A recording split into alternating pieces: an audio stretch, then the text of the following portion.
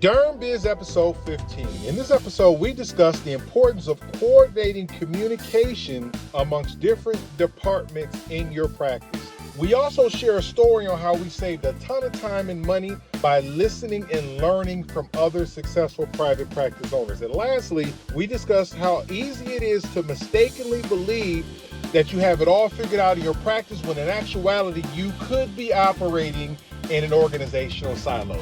DermBiz episode 15, let's get started. So I'm going to share real quickly a mistake that I've been making consistently. I uncovered some things last week in a conflict that we had in our team. Hopefully what I share with you is going to prevent you from having those same problems, those same conflicts in your team at your private practice.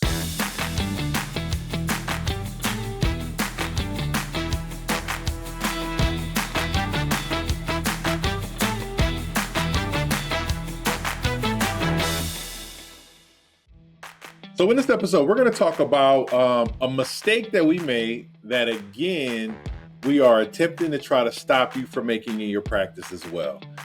It's a common theme lately of us sharing a lot of the mistakes we make because we make a ton, but we learn from those lessons and we improve and we move on. So let me tell you a little story. Everybody in dermatology, everybody in private practice knows about the Change Healthcare fiasco that happened in the beginning of 2024. It was a hacking of Change Healthcare, which is a clearinghouse that allows hospitals and medical offices to bill insurances. I believe they said 1/2 of all hospitals and medical practices use Change Healthcare. So there's a 50% chance that this hacking affected you as well. During this time, it had a devastating effect on our practice. We went for months without being able to receive all of the payments from our billing. And as a practice that's built primarily on healthcare reimbursements, insurance reimbursements, this was difficult for us. We found a way to scrape and make it through, but it was a very, very tough time. During this time, our billing department was having a lot of issues getting us paid for work we had done months ago. And they were very frustrated. A lot of the stuff they found out they had to do in paper charts, they were, working, extra 10, 15 hours a week on top of their normal work schedule just to get the billing done. They would, do the work to bill out 400 claims, send it out. Those claims would get denied or rejected in some kind of weird way that would force them to have to go back through and manually redo it again. It was frustrating for them because they were doing so much extra work to be able to try to get the same result that they did before. It was frustrating for us because we weren't getting paid for the work we were doing. It was a bad situation. However, it was an opportunity for us to learn a key lesson. And so here's something that we figured out and we learned along the way indirectly. We learned about something called a silo mentality or organizational silos. I'll read you a definition of this. This phenomenon occurs when departments or groups within an organization operate in isolation, focusing solely on their own objectives and issues, often to the detriment of the overall company goals. It was during this time when we were having these issues that our billing department came to us and they said, we recommend that you switch EMRs. And they showed us other electronic medical record services that were cheaper, that would allow them to bill directly. And they found a solution that made perfect sense. You're going to be billed quicker, get paid for what you bill out quicker. And overall, it's going to be a better situation. And coming from the billing department's viewpoint, they were absolutely right. The billing department was going to be able to get their job done easier. We were going to save money on the monthly cost of our EMR. Everybody's happy, right? However, there was a part that our billing partners didn't consider. The fact that we were going to have to train our entire team on a whole new EMR system, which meant we were going to have to probably shut down our clinic or reduce the number of the patients we saw on a regular basis for at least some time to be able to get the team newly acclimated with this new system. This was a huge impact on our overall practice, something that I don't necessarily believe the billing department considered, and I'm not vilifying them. They were trying to figure out how to solve the problem that was right in front of them. It was our job as executives, as owners, to see a bigger picture. and we made some key mistakes. The first thing we did is our current EHR, which is EZDerm, and that was the EHR that we had during the time. That was the EHR that we decided to leave during that time. They reached out to us and they wanted to talk to us about how they could fix the issues and how they could fix the situations. And, we weren't open to talking at that time. We were frustrated. We were upset.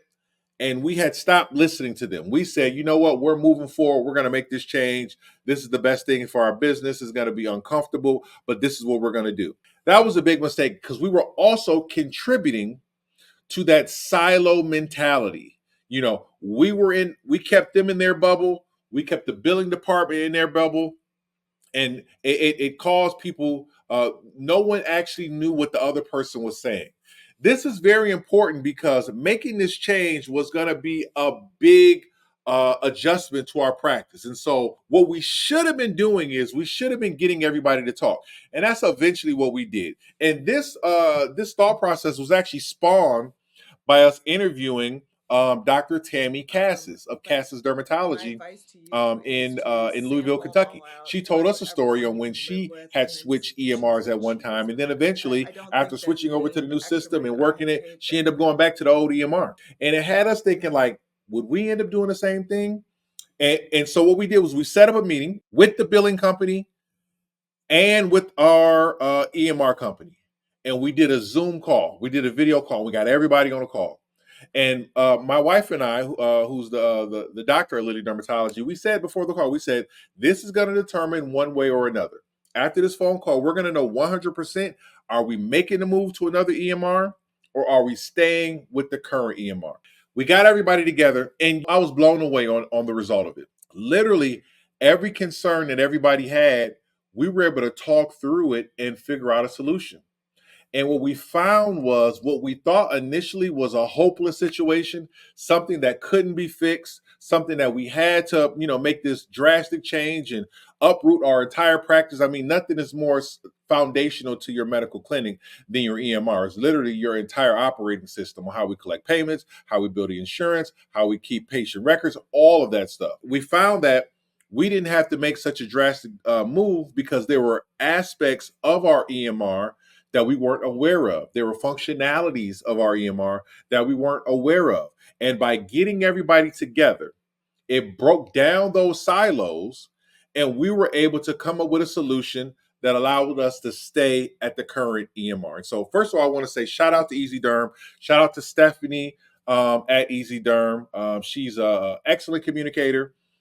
She's very thorough. And the most valuable thing that we enjoy, that we love about EZDerm is not necessarily the software, but it's the support. It's the contact person. It's the person that you have contact with that you can call or email on a day-to-day basis. And it almost feels like they're a part of your practice, even though they work for another company. And so I caution anyone out there, make sure you're breaking down silos. Get your accounting people to talk to your legal people if there's an issue that involves both of them. Get your billing people to talk to your EMR people if there's an issue. Get your nursing staff manager to talk to your the admin team.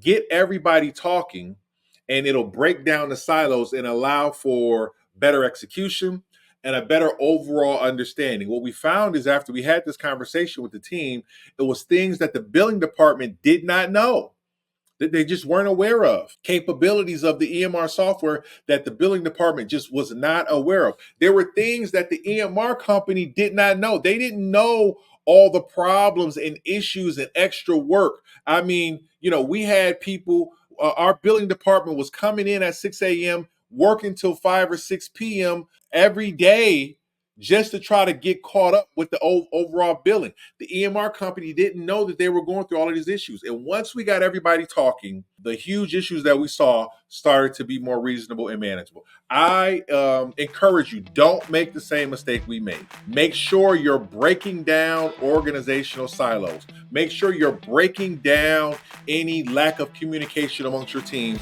so you can put your heads together and solve the key problems that are facing your practice. What other specific topics related to the business of private practice management would you like for us to cover?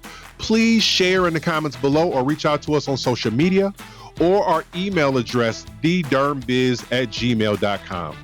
Our mission is to create a movement of collaboration and support amongst physician-owned private practice owners. If you would like to join that movement, again, don't forget to like, share, comment, and please don't forget to subscribe.